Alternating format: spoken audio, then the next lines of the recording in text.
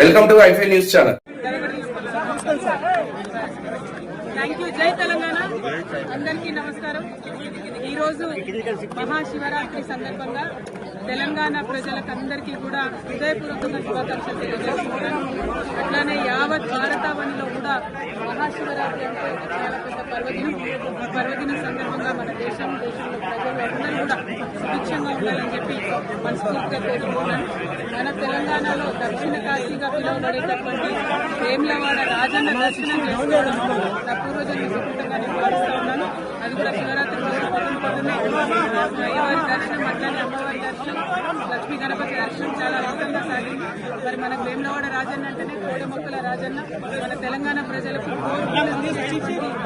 బంగారం లాంటి మన రాజన్న. మరి రాజన్నను అంతకుముందు ఆంధ్ర పాలకులు పట్నం చేసిన విషయం మీకు తెలిసిందే. ఎవరు వేములవాడకు వస్తే వాళ్ళు ఎలక్షన్ గెలవరని చెప్పి అపవాదు పెట్టి వేములవాడ క్షేత్రాన్ని దేవుళ్ళని పట్నం చేసిన పరిస్థితి. కానీ గత 10 సంవత్సరాలుగా కేసీఆర్ గారి పరిపాలనలో సిరిసిల్ల జిల్లాను ప్రత్యేకంగా క్రియేట్ చేసి మరి ఏర్పాటు చేసినటువంటి సిరిసిల్ల జిల్లాలో గర్వంగా సగర్వంగా మన రాజన్న పేరు పెట్టుకొని రాజన్న సిరిసిల్ల జిల్లా అని చెప్పి మనం ఏర్పాటు చేసుకోవడం జరిగింది. ఆ తర్వాత కూడా ఎట్లా అయితే ఇది ఒకప్పుడు రాజరాజ నరేంద్రుడి సమయంలో అద్భుతంగా వైభవోపేతంగా ఈ ఆలయం ఉన్నది, అట్లానే 30 ఎకరాల భూమిని కూడా మరి చెరువు కోసం కొని ప్రభుత్వం నుంచి తీసుకొని అట్లానే బతికోసమ్మ కూడా నిత్యం అనునిత్యం బోనం ఎక్కుతుంది వేములవాడలో.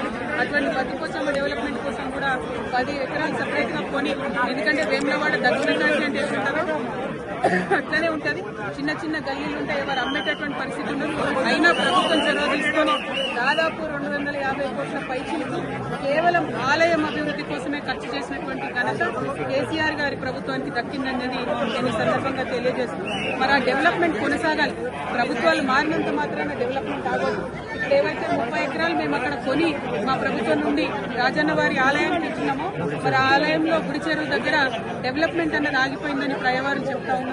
ఆ డెవలప్మెంట్ కంప్లీట్ చేయాలి. అక్కడ అనుకున్నటువంటి హాల్స్ కానీ, కళ్యాణ మండపాలు కానీ, చౌల్ట్రీలు కానీ ఇవన్నీ ఫినిష్ చేస్తే వచ్చిపోయేటటువంటి భక్తులందరూ కూడా మంచి ఉపయోగంగా ఉండేటటువంటి ఆస్కారం ఉంటుంది. అట్లానే సిరిసిల్ల రాజన్న జిల్లా అంటేనే మరి చేనేత అన్నల జిల్లా. మరి అదేవిధంగా చేనేతల కోసం కూడా అనేకమైనటువంటి కార్యక్రమాలు గౌరవనీయులు కేటీఆర్ అన్న గారు కూడా పెద్ద ఎత్తున టేకప్ చేయడం జరిగింది. కానీ అవన్నీ కూడా ఇప్పుడున్నటువంటి ప్రభుత్వ హయాంలో వడకేసిరి నేతన్న కిస్తా అన్నది ఏది కూడా ఇస్తలేరు. మళ్ళీ సిరిసిల్లగా మార్చేటటువంటి ప్రయత్నం జరుగుతూ ఉంది.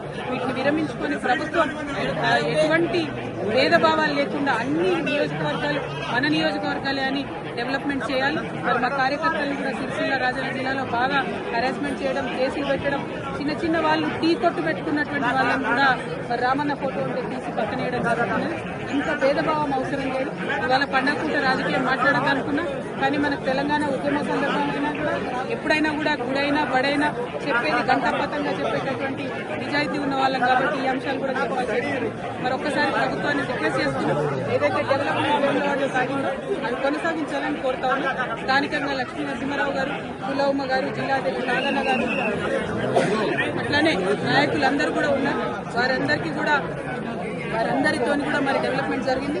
ఎస్పెషల్లీ వినోదన్న గారు ఎంపీగా ఉన్నప్పటి నుంచి కూడా పెద్ద ఎత్తున కేంద్ర ప్రభుత్వం నుంచి కూడా నిధులు తీసుకొచ్చి అభివృద్ధి చేయడం జరిగింది. వారందరినీ కూడా ప్రజల ఆశీర్వాదాలను కోరుతున్నాను. మళ్ళొకసారి వేములవాడ రాజన్న ఆశీర్వాదాలు ప్రజల మీద ఉండాలని కోరుకుంటున్నాను. Thank you. జై తెలంగాణ.